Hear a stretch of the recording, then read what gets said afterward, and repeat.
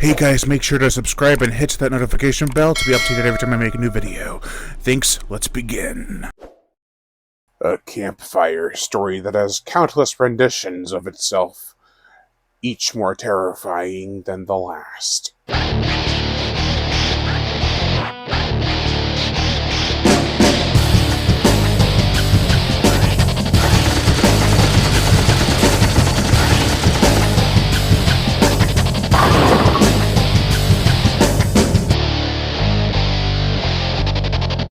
The Shack by Brian G. Berry. This is his second book he released on Amazon. He self-published it in early 2021. The plot: a town with a secret darker than most others. A group of friends telling variations of the story around a campfire. A curse that never left town. When 3 of the 4 friends that love telling the story decide to head up to the fabled shack, they get way more than they ever thought humanly possible. Is it a crazed maniac, a goblin, or something even more? While this is not as impactful as The Child Eater, The Shack still manages to delegate enough between characters and legends to slip you into a comfort state where you'll soon be taken off guard. The legend of the Shack changes from kid to kid, but it always remains a bad place. The Shack is not something to be messed with. There are different layers to the Shack, both physical and metaphysical. It calls to people, drawing them nearer to overtake or take control of them, just to eat them, or make them do their bidding. It seems like every little piece of the legend of the Shack, as it was told by different people, are actually true, pulling from each story to create the ultimate evil. The stories being told are messed up and grotesque, so just imagine if they were all combined and true. All these stories span over the generations. The first one takes place in the 1800s, then the second 1976, and then the book takes place in the year of 1990. It's a story that has been passed down between parents that hold belief that what they are saying is true.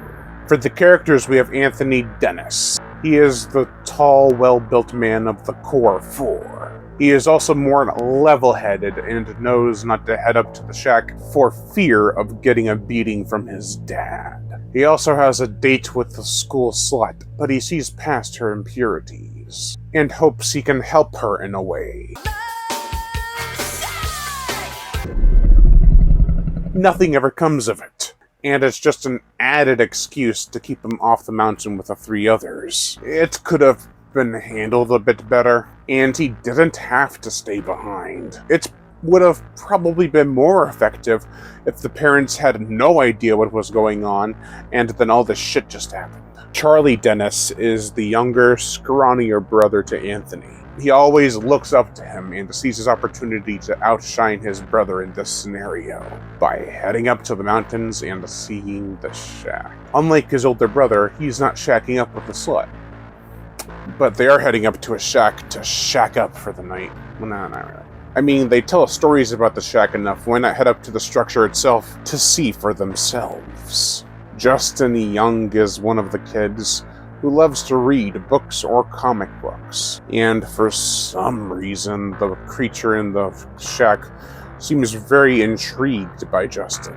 I recall it signaling him out. Anyway, he, for some reason, is able to resist the pull of the creature.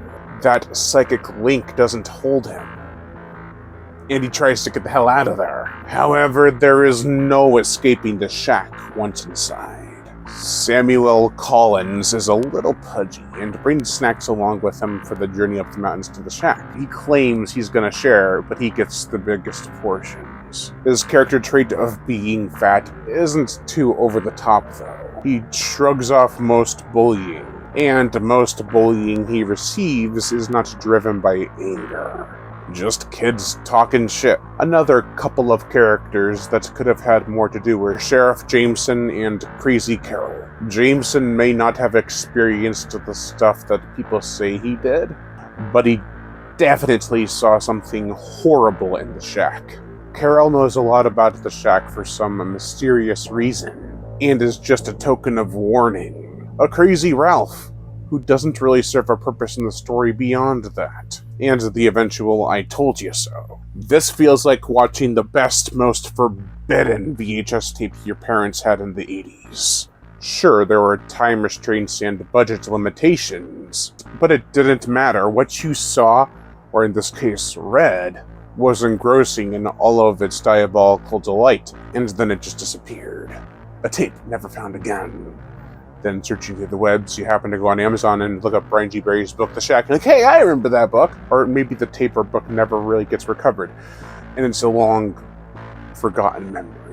I also love that the characters talk about other haunted or creepy locations in the area. Rattlesnake River actually triggered a long-forgotten memory I had of me in a park, walking around, and I thought I was going to step on a log, but it was a snake. A freaking huge water snake. That's not quite how it happens in the book, but it was close enough to make me think of that.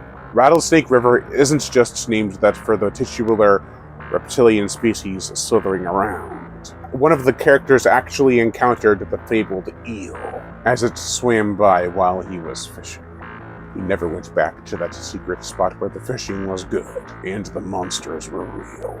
Berry's writing is great. He doesn't become too wordy, but the words he uses are detailed and expansive and meaning enough to really put you in the situation. A single word could mean many things after all. Now let's not let people's wastes go to waste, and let's get to the gnarly stuff. For the gore, kids are not safe in this book. We get grisly dead bodies and hollowed out heads. Claws rip into people, people are torn apart. It gets pretty gruesome and even more graphic as the stories and the book go on. Berry loves to describe the flesh-eating and bloodshed, using words like ribbons that have a scarlet satisfactory to them. For the proposed film score, I was originally going to have Anton Sanko, who composed Jackals from 2018. But I felt he wouldn't convey the spookiness enough, as well as Mark Coven, who composed The Witch, The Lighthouse, and Resident Evil Welcome to Raccoon City, especially with the latter movie mentioned. The innocent yet serious threats that the score provides would be perfect. It could accompany a film like The Shack with threat and menace, while still retaining a youthful ignorance. Overall, while I enjoyed this more than The Child Eater, I will still say I prefer that book over this one. That's not saying this is a bad book at all. It's a great example of cosmic horror. My few problems stem from unsolved aspects like explanations and development with characters and story.